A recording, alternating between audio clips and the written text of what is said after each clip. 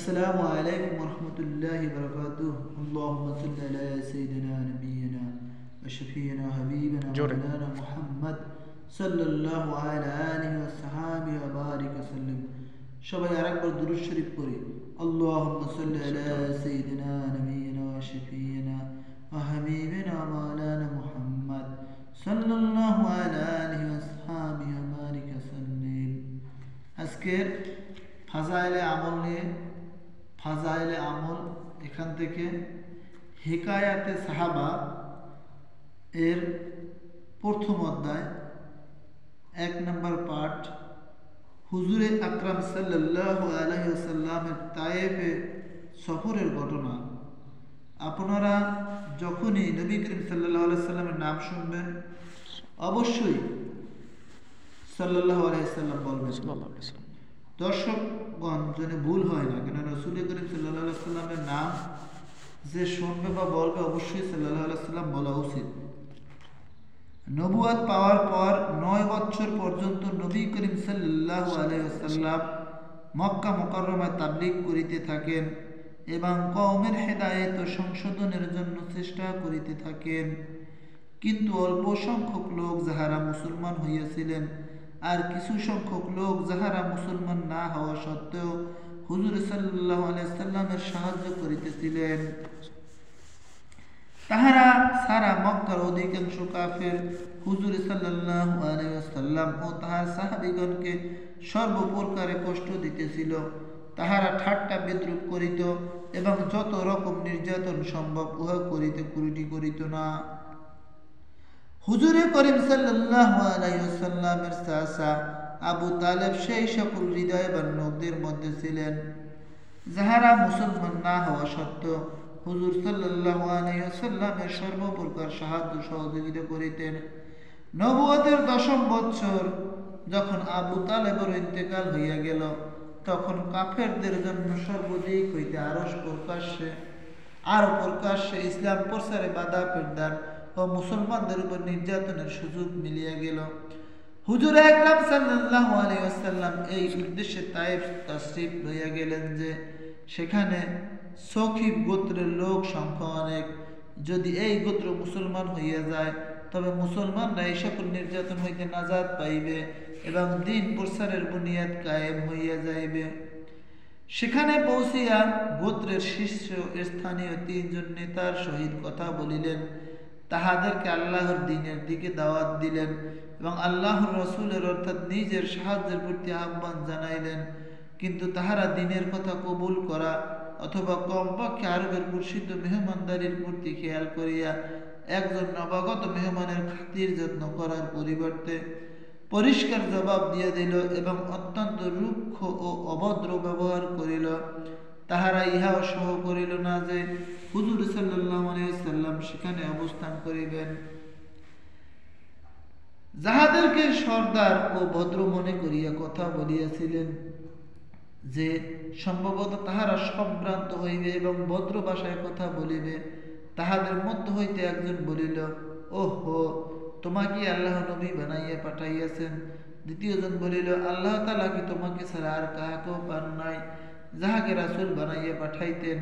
তৃতীয়জন বলিল, আমি তোমার সঙ্গে কথা বলিব না, কেননা সত্যই যদি তুমি নবী হইয়া থাকো যেমন তুমি দাবি করিতেছ, তবে তোমার কথা অমান্য করিলে বিপদ হইবে। আর যদি তুমি মিথ্যাবাদী হও তবে আমি এইরূপ লোকের সঙ্গে কথা বলিতে চাই না। অতঃপর তাহাদের ব্যাপারে নিরাশ হইয়া হুজুরে আকরাম সাল্লাল্লাহু আলাইহি ওয়াসাল্লাম অন্যান্য লোকের সহিত কথা বলার ইচ্ছা করিলেন, কারণ তিনি ছিলেন ধৈর্য ও হিম্মতের পাহাড়।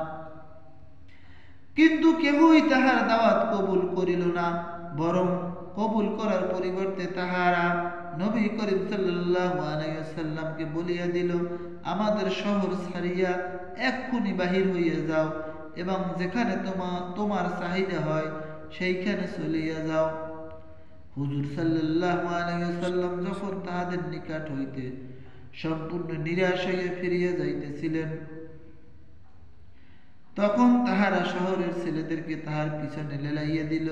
তাহারা হুজুর সাল্লাল্লাহু আলাইহি ওয়াসাল্লামের সহিত ঠাট্টা বিদ্রূপ করিতে লাগিল, তালি বাজাইতে লাগিল পাথর নিক্ষেপ করিতে লাগিল। ইহাতে রক্ত প্রবাহিত হইবার কারণে তাহার উভয় জুতা রঞ্জিত হইয়া গেল। এই অবস্থাতেই তিনি ফিরিয়া চলিলেন। পথে এক জায়গায় আসিয়া যখন ওই দুষ্টদের হইতে নিশ্চিন্ত হইলেন, তখন হুজুর সাল্লাল্লাহু আলাইহি ওয়াসাল্লাম এই দোয়া করিলেন, অর্থ: হে আল্লাহ, তোমার কাছে আমি আমার কমজোরি ও অসহায়ত্ব মানুষের মাঝে অবদস্থতার অভিযোগ করিতেছি। ইয়া আরহামার রাহিমিন, তুমি দুর্বলের রব এবং তুমি আমার রব। আমাকে তুমি কাহার সুপর্দ করিতেছ? কোন অপরিচিত পর মানুষের সুপর্দ করিতেছ, যে আমাকে দেখিয়ে বিরক্ত হয়, মুখ বিকৃত করে, নাকি আমাকে এমন কোন দুশমনের সুপর্দ করিতেছ যাহাকে আমার উপর ক্ষমতা দিয়াছ? হে আল্লাহ, তুমি যদি আমার উপর অসন্তুষ্ট না থাকো, তবে আমি কাহার পরোয়া করি না। তোমার হেফাজতে আমার জন্য যথেষ্ট। আমি তোমার চেহারার ওই নূরের ওসিলায়, যাহা দ্বারা সকল অন্ধকার আলোকিত হইয়া গিয়াছে এবং যাহা দ্বারা দুনিয়া ও আখিরাতের যাবতীয় কাজ দুরস্ত হইয়া যায়, এই বিষয়ে পানা চাইতেছি যে আমার প্রতি তোমার আক্রোশ হয় অথবা তুমি আমার প্রতি অসন্তুষ্ট হও। তোমার অসন্তুষ্টি দূর করা আমার জন্য জরুরি। যতক্ষণ না তুমি সন্তুষ্ট হও, তুমি ছাড়া কোনো শক্তি নাই, কোনো ক্ষমতা নাই। সিরাত ইবনে হিসাম। সমস্ত জগতের বাদশাহের অনন্ত অধিকারী আল্লাহ তাআলার গজব ও কহরে দোষ আসাটাই স্বাভাবিক ছিল। হযরত জিবরাইল আলাইহিস সালাম হাজির হইলেন এবং সালাম দিয়ে আরজ করিলেন, কওমের সহিত আপনার কথাবার্তা ও তাহাদের জবাব আল্লাহ তাআলা শুনিয়াছেন। পাহাড় সমূহের দায়িত্বে নিয়ে যদি এক ফেরেশতাকে আপনার নিকট পাঠাইয়াছেন, আপনি যাহা ইচ্ছে তাহাকে হুকুম করুন। অতঃপর সেই ফেরেশতা সালাম দিয়ে আরজ করিল, আপনি যাহা ইরশাদ করিবেন আমি তাহাই পালন করিব। যদি বলেন দুই দিকের পাহাড়গুলিকে মিলাইয়া দিব, যাহাতে ইহারা মাঝখানে নিষ্পর্ষিত হইয়া যায়, অথবা যেরূপ শাস্তি দেওয়ার আপনি আদেশ করিবেন তাহাই পালন করিব। কিন্তু দয়ালু নবী জবাব দিলেন, আল্লাহর কাছে আমি এই আশা রাখি যে যদি ইহারা মুসলমান নাও হয়, তবু ইহাদের সন্তানদের মধ্যে এমন লোক পয়দা হইবে যাহারা আল্লাহর ইবাদত করিবে। ফায়দা ইহা হইল সেই দয়ালু নবী সাল্লাল্লাহু আলাইহি ওয়াসাল্লামের সুমহান চরিত্র, যাহার নামে আমরা আমাদের পরিচয় দিয়ে থাকি। কেউ সামান্য গালি দিলে, সামান্য কষ্ট পৌঁছাইলে আমরা এমন উত্তেজিত হইয়া পড়ি যে সারা জীবনও উহার প্রতিশোধ নেওয়া শেষ হয় না। জুলুমের উপর জুলুম করিতে থাকি, ইহার পর উম্মতে মুহাম্মাদি ও নবীর অনুসারী হইবার দাবি করি।